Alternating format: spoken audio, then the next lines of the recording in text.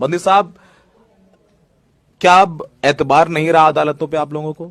मैं 50 मरतबा ये बात कह चुका था बाबरी मस्जिद के सिलसिले में कि सबूत और कानून की बुनियाद पर जो भी फैसला सुप्रीम कोर्ट करेगा हमें मंजूर होगा। आपसे भी मैंने ये बात कही थी। बिल्कुल याद है। बाबरी मस्जिद का मसला सुप्रीम कोर्ट ने पेश किया।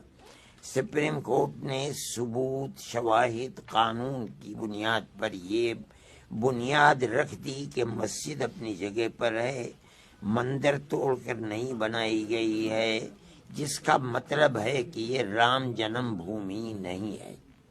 ये कानून की बुनियाद पर था, वाक़यात की बुनियाद पर था, हक़ाइक़ की बुनियाद पर था।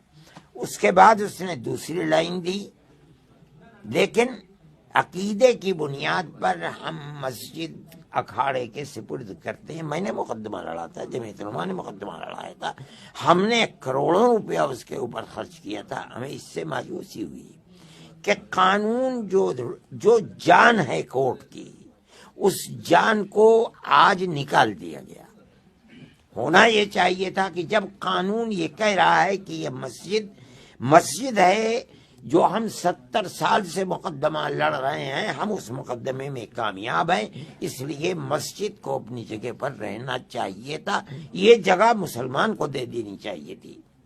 हमें बड़ा अफसोस हुआ और हमें खतरा हुआ कि मुस्तकबिल किधर चल रहा है मुल्क और कोर्ट किधर चल रही है, वो चीज हमारे सामने आ गई। आज मसला दूसरा या ज्ञान हुआ भी मस्जिद का, वही जो सुप्रीम कोर्ट ने किया था वही लोअर कोर्ट ने पकड़ लिया, जिसकी सुप्रीम कोर्ट के सामने कुछ भी हैसियत नहीं है।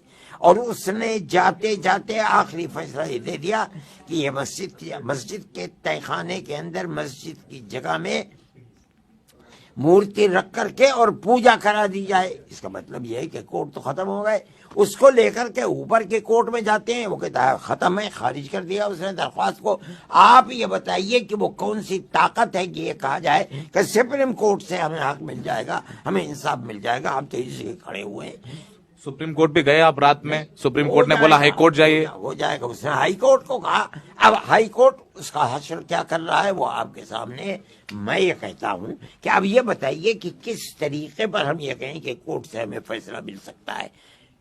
रास्ता ये दिखा दिया गया कि फैसला लेना है तो आस्था की बुनियाद के ऊपर लेना है, वो मसला खत्म हो गया। सर खराब है।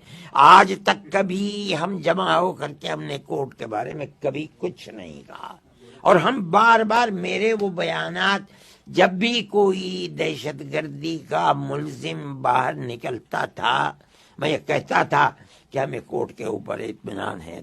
आज कोर्ट ने हमारे उस इत्मीनान को आग लगा दी, तो हम इस चीज को खराब समझते हैं। इसीलिए हम दुनिया के सामने आए हैं कि हिंदुस्तान के कोर्ट का वो कानून के ऊपर चलने का जो रिकॉर्ड था वो खत्म हो गया। अब हम कहते हैं कि कानून की किताबों को आग लगा दीजिए। कानूनों किताबों को आग लगा दीजिए। रात में जब जजमेंट आया लोअर कोर्ट का, उस दिन संभवतः आखिरी दिन था जज साहब का डिस्ट्रिक्ट कोर्ट वाराणसी का, उन्होंने जजमेंट दिया और रात में ही डीएम और कमिश्नर ने पूरे अमले के साथ ग्रिल काटे और सुबह वहां पर पूजा शुरू हो गई।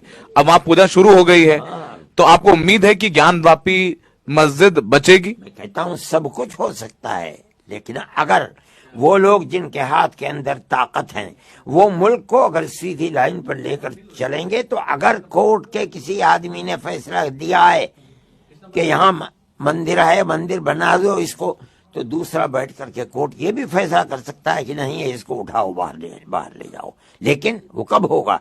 जिनके हाथ में ताकत दी है और ऊपर वाले ने दी है, वो अपनी ताकत का इस्तेमाल करें। नहीं करेंगे तो मुल्क के लिए बर्बादी के सिवा कुछ नहीं है। बंदी साहब, चूंकि आप मुखर होकर आज बात बोल रहे हैं, कई बड़ी बातें आज आपको देश और पूरी दुनिया सुन रही है जो आप अदालतों पर बोल रहे हैं, आपको यकीन है, आपको लगता है कि जो लोअर कोर्ट एटलीस्ट जो मौजूदा बीजेपी सरकार है, क्या आरोप लगा रहे हैं कि उनके इशारे पे काम कर रहा है?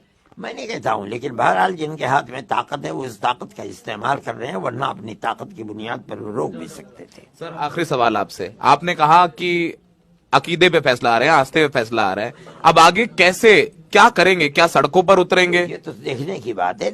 कानून को, कानून चलाने वालों को, मुल्क चलाने वालों को ये सोचना चाहिए کہ ایک 20 کروڑ کی اقلیت جو 75 سال میں کبھی اس اسٹینڈ کے اوپر نہیں آئی، آج ہم اعلان کر رہے ہیں کہ جنازہ نکل گیا ہے کورٹ کا، جنازہ نکل گیا قانونی فیصلوں کا، تو انہیں خود سوچنا چاہیے کہ ملک کیسے چلے گا۔ راجنیتک پارٹیوں کے پاس جائیں گے، وپکشی پارٹیوں کے پاس؟ نہیں جانتے ہیں، ہم نہیں جاتے ہیں کسی کے پاس، ہم نہیں جاتے ہیں، ہم آج تک نہیں گئے ہیں، ہم کس کے پاس جائیں گے؟ تکلیف ہے مدنی صاحب؟ یقیناً تکلیف کی بات ہے، یہ ملک ہمارا ہے، ہمارے بزرگوں نے اس ملک کے لیے پھانسی کے تختوں کو چوما ہے، میرے باپ اور میرے بھائی نے 9 10 سال کی جیل کاٹی ہے، مالٹا کے اندر جیل کاٹی ہے، میرے دل کے اندر ملک کے لیے جذبات ہیں، میں سمجھتا ہوں کہ ملک زندہ رہنا چاہیے، اس ملک کو برباد ان لوگوں کے ہاتھوں نہیں کیا جا سکتا کہ جو ہندوستان کی آزادی کی جنگ سے ناواقف ہیں۔ اب مسلمانوں کو سرٹیفکیٹ دینا پڑ رہا ہے کہ وہ دیش بھکت ہے، مدنی صاحب کو یہ کہنا پڑ رہا ہے، سرٹیفکیٹ کی آپ کو کہنا پڑ رہا ہے؟ نہیں، میں یہ کہہ رہا ہوں، اس لیے کہہ رہا ہوں یہ بات